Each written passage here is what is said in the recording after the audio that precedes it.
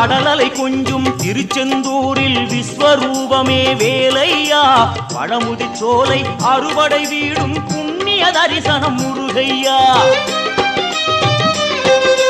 திருநீர் அணிந்து வரும் போது நெஞ்சில் நிம்மதி பிறக்குது கந்தையா சுகனே சிவனார் மகனே உன்னை பாட பாட சுகமாகுதையா வேல் முருகா அரோகரா